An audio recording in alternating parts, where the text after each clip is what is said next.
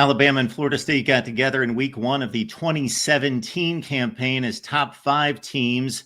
This time, both teams are coming off rough efforts in 2024, but that's a relative term there when I say that. Alabama was one spot away from making the college football playoff as a 9-3 football team. Florida State, Steve, this was the most cataclysmic drop I've ever seen in the history of college football. From a top 10 preseason team that, of course, won 13 games the year before to 2-10. Now, Florida State has pretty much revamped the roster, the quarterback position, both coordinators, and it's Florida State at home against Alabama as a 2-touchdown underdog.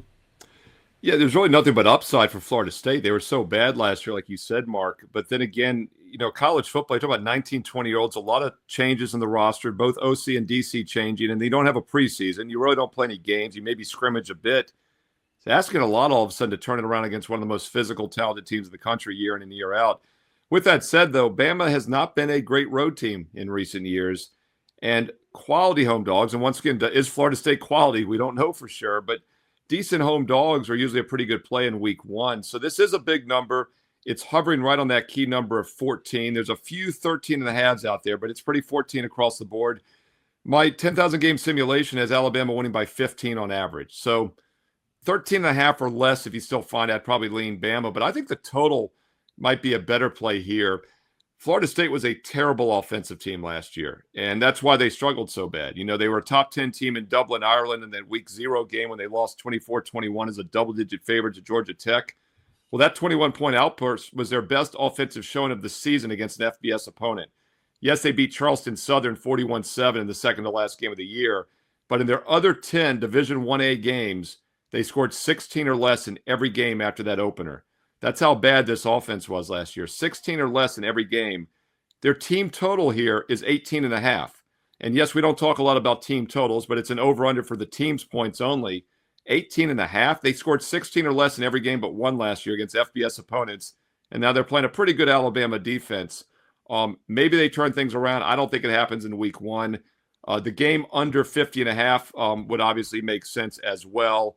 That's where it opened. It's now down to 50 in some spots. 51, by the way, is a very key number. About 3 to 4% of the time, a game's going to land on exactly 51 points. So I would like the total more under 51. At 50.5, I would still lean under, but I think that Florida State team total under 18.5 is worth a look. And no, that's not my under-the-radar pick for this week, but that would definitely qualify because we don't talk a lot about team totals here on the channel. Folks, here's what you do. You take the tour around the Voice of College Football Network. You check out Steve's selections and basically giving us analysis on all the big games each and every week, as he has for the last 7 years here at the Voice of College Football. The under-the-radar selection. Steve is 28-12 against the spread, 70% against the spread. That's pretty darn good. That's exclusive here at the Voice of College Football as a Patreon member or a YouTube channel member on the main channel at the elite tier. And then most importantly, you can get the full rundown Major League Baseball. The playoffs are coming. Of course, the NFL is just a week away. WagerTalk.com with Steve, and you get the full analysis right there. Steve, we appreciate you stopping by as always. Thanks for having me, Mark.